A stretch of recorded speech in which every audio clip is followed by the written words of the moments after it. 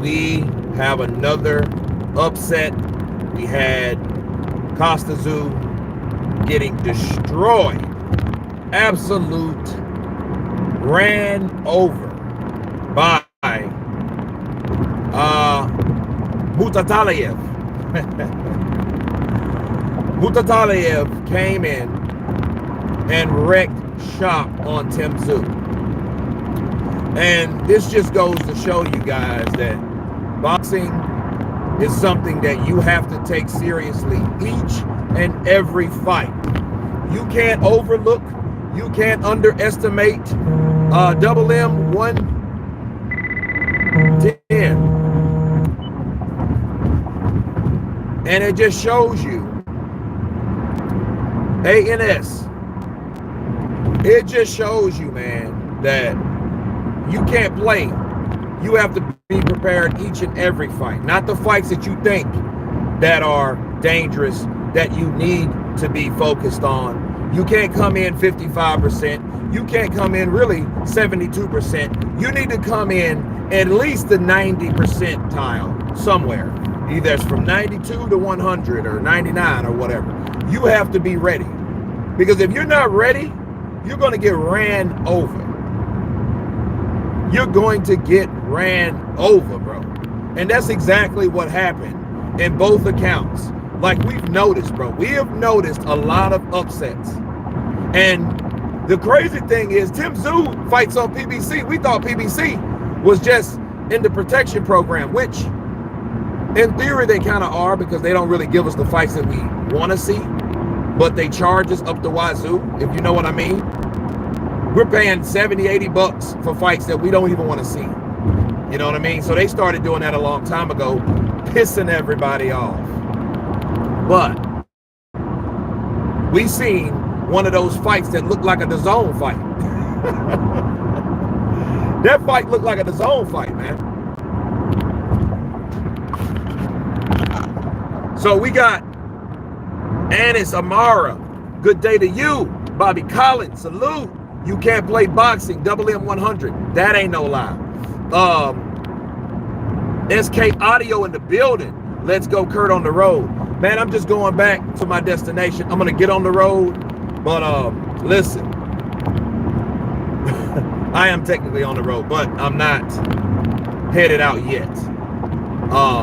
I just wanted to get with you guys because I know I won't be able to do it like I want to on the road.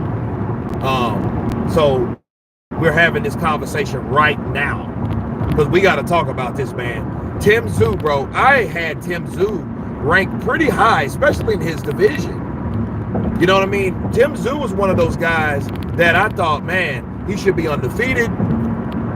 He's a good fighter. You know, I think his team made a bad call. You know, look, Sebastian Fondora did his thing. I get it. He did his thing, but he didn't do it in an unhindered way. He did it with help. He did it because of unforeseen circumstances. Right? That's how he did it. Doctor, yo, you know what I'm like what's pissing me off? Like I can't see the words because the words are getting smaller. Maybe my eyesight's getting bad. Dr. Samadina Oha Chenu. Kurt DeVille, always 100. Appreciate you, Doc. Bane. Clandestine. Tim was ready to die, but ready to win. Well, Tim, I think that's his mentality anyway. I always liked him. His dad was a legend. I did wonder why his dad doesn't train him, or like he wasn't. But it is what it is. But Tim, man, yeah, they stopped the fight, but he went down many times, and then see, fights like that are dangerous because not only did he get knocked down multiple times, he's also got beat up a lot. Jack Span Pennant, Kurt, Dillian White, and Michael Hunter. Who you got? I don't know, because Dillian White's a bigger guy. He's a bigger guy that has a good chin. I'm sorry. Has a good jab. And I think he will give Michael problems based on his jab, but so did Martin McCauley. Martin McCauley had a good jab too. And what did Michael Hunter do? Bars. Tim is, what?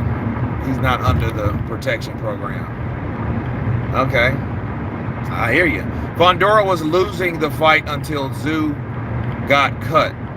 Exactly. Man, this super welterweight division is on fire. It is, bro. I think people, and I think we need to take more time. You know, I'm working on building bigger audiences in other places. And, you know, you can do that one person at a time, you know, if you want to do it the right way. And I think how we do that, we need to focus on other weight classes. I did a poll and I seen what people like. People go to this channel only for heavyweights, and I'm like, well, I cover more than heavyweights. I'm a heavyweight, so I'm kind of biased towards heavyweights, but there's other weight classes. Bro, while the Klitschko's were reigning in heavyweight division, it sucked. Mama Lou in the I'm a mainly heavyweight guy, but it's more than just heavyweights, bro. Even though, like guys at 140, 135, everything. Don't get it twisted. I read everything. I decide to cover certain things, and certain things I just like, you know what, I'm not really interested. But I don't think it's about me, isn't it? I think I need to really branch out and at least get the news out, you know? All my top views are heavyweight people. Just love to watch the big guys. You know something? When I was not a heavyweight, when I was younger, when I was fighting amateurly, I didn't like heavyweights. The only people that I liked in the heavyweight division was Mike Tyson. Evander Holyfield was okay. I couldn't stand Lennox Lewis. David Tua was cool, but, you know, like he was also small for a heavyweight. But, you know, I guess I got so sick of 1, 2, then clinch, then break. 1, 2, 3, then clinch, then break. 1, 2, then clinch and break. That's what it seems like. And they got slow and slower. The heavyweight division, I didn't really like them, to be fair. I guess as I got grown, you know, turned into a man or whatever, then I started to really care about heavyweights and seeing the importance of how dangerous the heavyweight division is based on the size of these fighters throwing these big, huge, powerful blows. You know what I mean? And one of them can change the whole fight.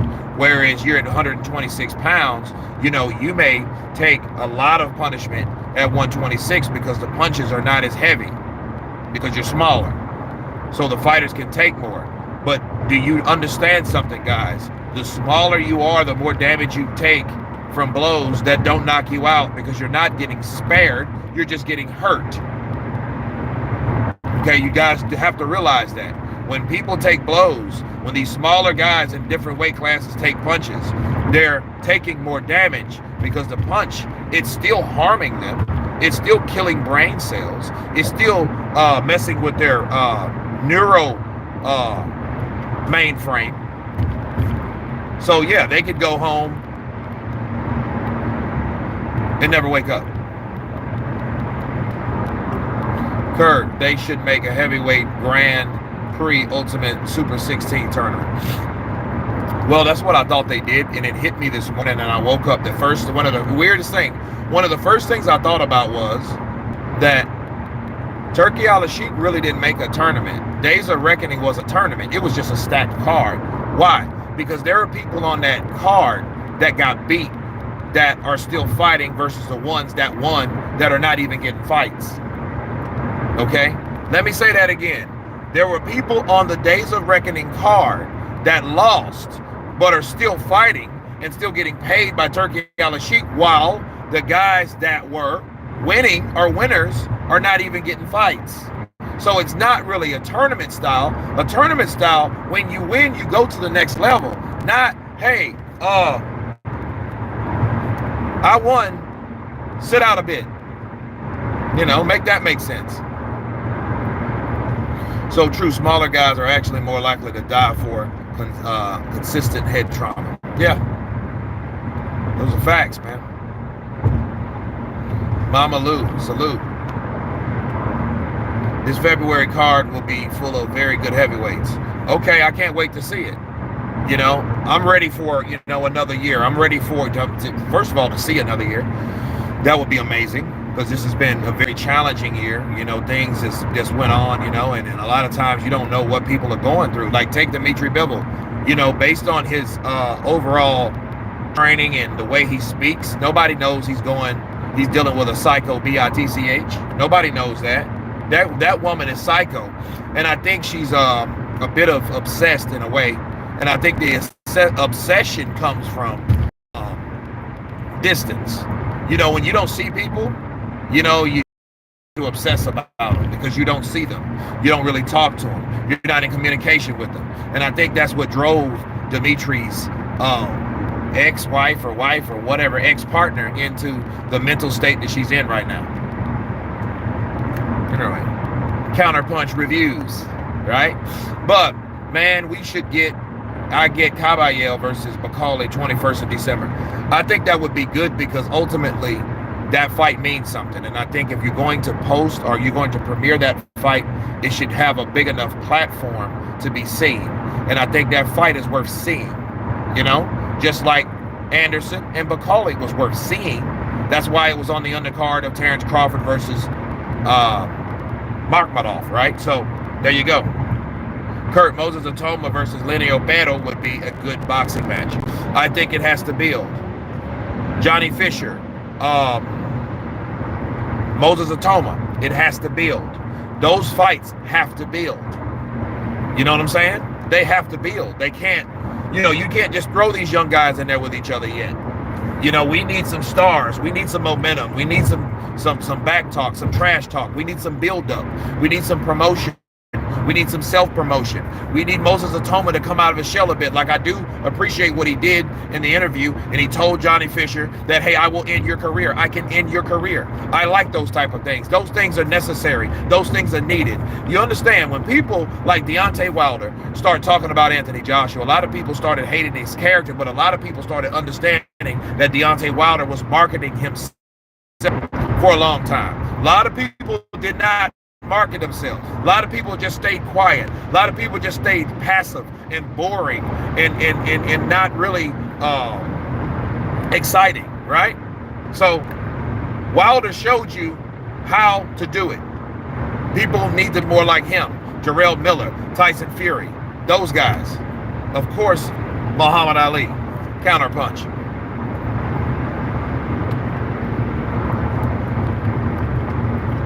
You think Wilder Johnny would be the fight to put the winner back in conversation? Wilder Joshua? No. That's just a fight that we need to see. They ain't going to put them back nowhere because they're not anywhere right now. Joshua and Wilder, whoever wins out of that fight, doesn't put them back anywhere. They just need to settle the score once and for all. You know what I'm saying? That fight to me is looking more and more and more and more like Kell Brook versus Khan. That's what it's reminding me of. Parker is 100% gonna be on the February card. Maybe the December fight. He's been out for a while. Yep, he's been out too long. Been making music videos and all that shite. But at the end of the day, like, where has he been? IBF ordered Triple D to fight is mandatory before 21st June next year. So that fight's so important. Okay. Well, he can still fight AJ and then fight in June. He just has to get on with it or he gets stripped. But you know what? I don't know if Dubois would care if he got that type of money for fighting AJ, because I think Dubois is a guy that does not care. I think he's a guy that doesn't care.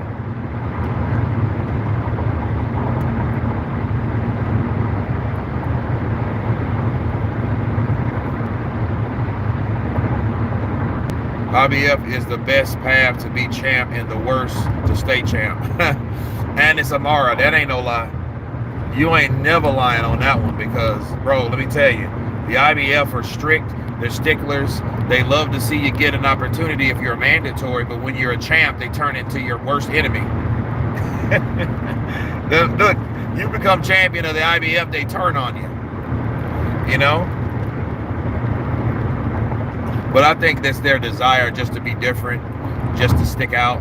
I think the IBF does that because they don't want to be like other sanctioning bodies.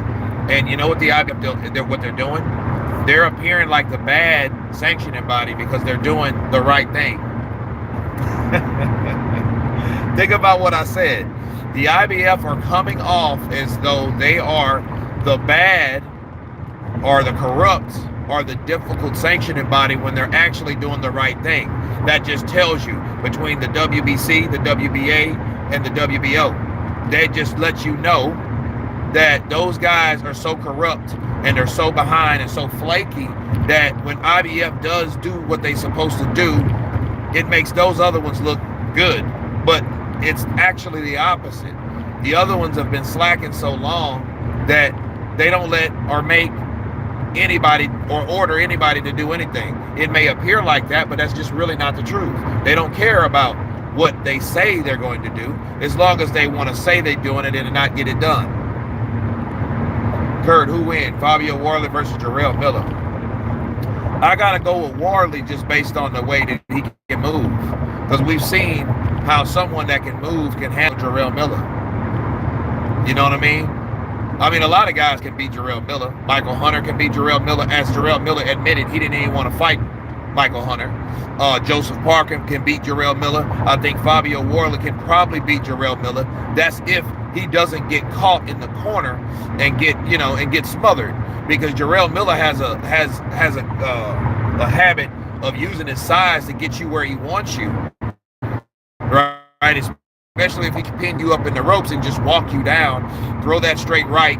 Probably if he can land some lefts, overhand lefts at Fabio, he could probably hurt Fabio. And if he can hurt Fabio and he can hit Fabio, he could probably get Fabio out of there. But Fabio can box too. He can box, he can move. Anybody with those type of trunks that look like cheerleader trunks, they can move. Right? Think about it. Gervonta Tank Davis, Hector Macho Camacho moves. You know? BF is like a gang that wants you to, they want to kick you out. Oscar Henao, shout out to Columbia in the building. Shout out to the ex-wife in the building. You know? But no, man, back to these guys, man. Tszyu, he was more concerned with winning. He was more concerned with the prize or the destination without actually going there, without actually preparing to really honestly get there. That's what Tim's fault was, you know. And Murtazaliev is a guy that no one really knew. I never heard of him. I never heard of Murtazaliev, right? I never heard of him. So I'm like, who's that? And then when I saw him, I was like, you know what? He looks like Artur Beterbiev. Russian, Muslim, same haircut, smaller. He looks like a small version of Artur. Artur! Kurt, Dillian White versus Aguet Caballero would be interesting. It would. But I don't think Dillian White will want that fight. I don't think he wants to be on top that bad. I think Dillian White just wants to get some of those Dougies, those greenbacks, some of that cheddar. Okay? That's what he wants. And then he's a manager, so Dillian White knows how to manage his own career. He's not going to fight anyone like Aguet Caballero. That ain't happening.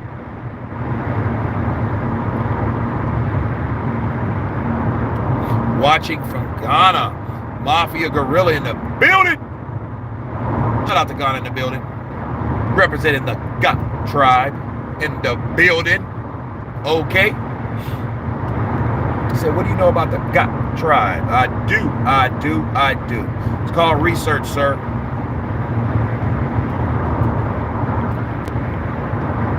You know? Corte, man, you got to give it to that man. And like he, had some good fights, bro. He's a really good champion.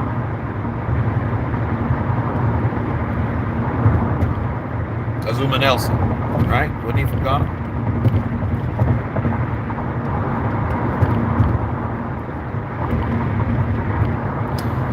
But yeah, they were talking about, oh, I'll wait for this opportunity, and then Fondora was there, so he's looking for a rematch with Fondora, so he thought he was fighting Fondora in there.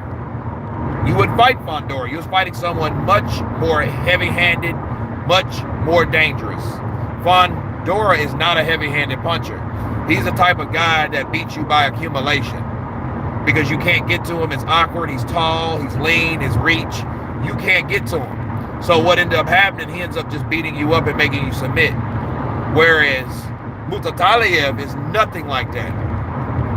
Murtazaliev chopped this man like, he fights like, you guys remember Uskateki? He fights like Uskateki. Per Prime Roy Jones versus Jai Abataeus, Roy all the way. Jai won't beat him. Jai ain't gonna whoop no Prime Roy. Nobody whoops Prime Roy. Especially under the heavyweight division, nobody beats him. Nobody beats him.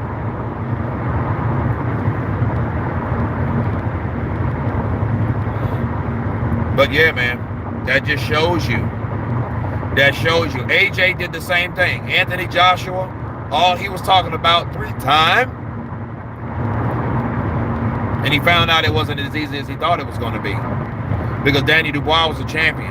And Danny Dubois had a conviction like, yo, I'm not going to let this guy that probably takes jogs and silk pajamas come in here and take my belt after I worked hard for this belt. I came back from all types of adversity. I was called a loser. I was called a quitter. I was called everything else. And then AJ, that's always got the shine. No, it ain't about AJ having his shine. It's about me doing what I need to do for mine. Okay? It's my time. Bars. That's what Danny Dubois did. And AJ underestimated him just like Tszyu did last night.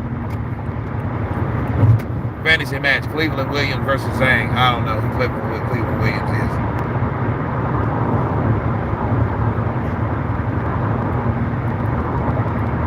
So, no, bro.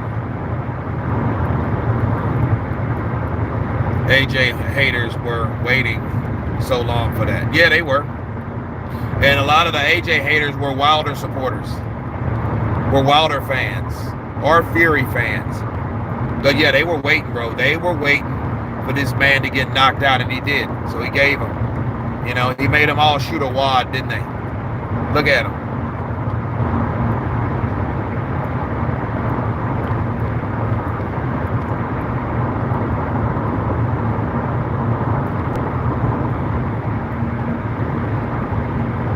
But yeah, man, I just thought that was crazy.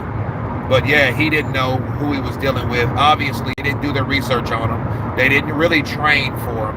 You can't train for someone like Murtazaliev and not know that he has power. Again, I think it goes back to Tszyu's corner. His team sucks because they did not prepare Tszyu for the guy in front of Tszyu. They were talking about all this other stuff. A possible fight with Jermell. Rematch with Fondora. All this here. They were talking about all this other stuff instead of the guy, Murtazaliev.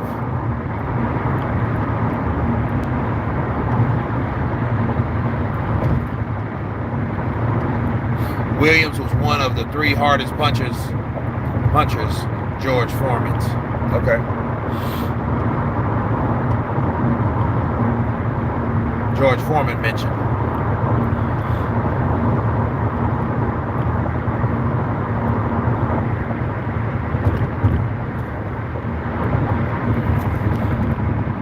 I'm rolling around in cornmeal. Okay. I'm not. But no, man, I just think that if anything at all, we have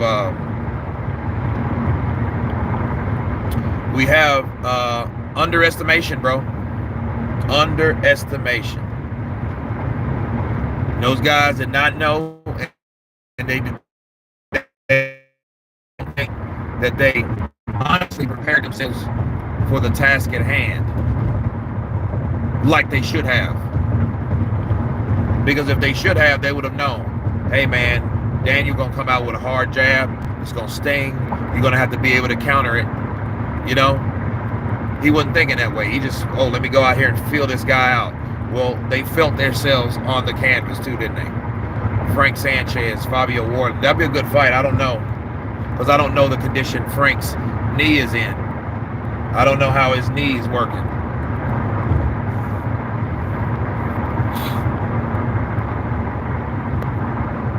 I thought Ngannou was going to box.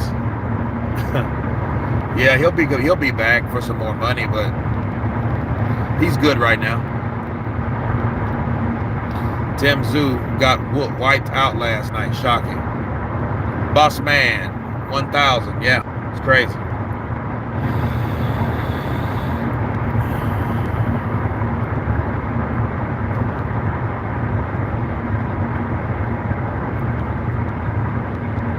Skrilla 50 in the building. What's up, brother? Counterpunched to you. Hope you guys having a happy Sunday, man. That car was amazing, man. Yo, I seen the highlights of that, bro. Murtazaliev, I think now, where does he go? Because I think the whole idea is, yeah, okay, you overlooked him. Yeah, you did not do what you're supposed to do. Okay, well, what happens now? Well, what happens now, Murtazaliev needs to be noticed in the super welterweight division. He has to be known. He's made himself known, so let's give him his props. Let's see what he got. Let's put him in one of those DAZN cards. Let's throw him over there and let's put him in there with Terrence Crawford. Let's put him in there with Errol Spence. Let's put him in there with a lot of these fighters, bro. Virgil Ortiz. Let's see Virgil take him on. Come on. Happier Sunday that you're doing a live stream. Absolutely. Absolutely. I'm about to jump off of here, though, because it's about to get bad, because I'm about to get in a bad area. Tszyu versus Virgil Hunter. That would be okay. Or Murtazaliev versus Virgil Hunter.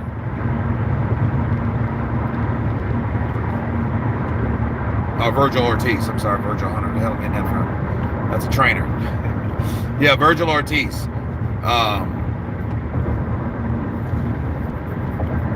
But yeah, they got to check Tim out, man. Because Tim got beat. He got knocked around and beat up and dropped and stopped. So they have to check his condition. Virgil wouldn't want that smoke. No, because he hits too hard. That's what happened with Boachuk. And I believe, maybe that Murtazaliev hits harder than Boachuk. And if that's the case, Virgil Ortiz, the way he fights, he's going to be another victim of Murtazaliev. I think that's the case. I think he's going to be another victim. Murtazaliev will beat him, massacre him, destroy him, because he'll be too busy trying to trade because he's too greedy. He'll try to do too much, too fast, and get caught, just like Tszyu did. Tszyu tried to do too much with that 1-2 and got countered with a left hook, then a right uppercut. That's what happened. Nikki Blue Eyes Austin in the building. What's up, baby? Counterpunch to you.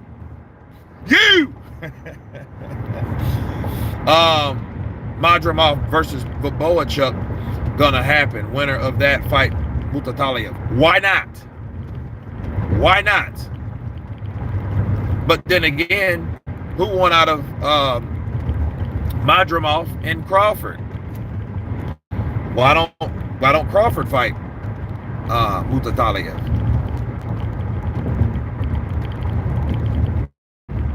A little bit. If he fights Murtazaliev and he can't hurt Murtazaliev, he's going to get knocked out. I could already see that. He's going to get knocked out based on his style, because his style is too aggressive not to get countered by someone with heavy hands like Murtazaliev. Okay? I would like to see Terrence Crawford versus Jared Anderson. I mean, Jared needs to come to 154 first. That makes no sense if he's not there. But yeah, man, I just wanted to reach out to you guys. AJ, Dubois, Murtazaliev, now Tszyu. A lot of upsets are happening, man. So, stay tuned for that. Love you guys. I'll try to get more content out today, but I'll be riding, not driving. so it'd be kind of hard to really get some out. But I'll see what I can do before I leave and upload some content for you guys. You know, I'm just here enjoying your live. Counterpunch to you, keep your eyes on Steam. But yeah, it's about to get bad, the reception, and I don't want to, you know, piss everyone else or anyone off. So I'm going to jump off of here, but that was a crazy night of fighting. I will go live maybe tomorrow, you know, because I don't think this was a legitimate recap. I think, you know, we should have went longer, but I am about to leave.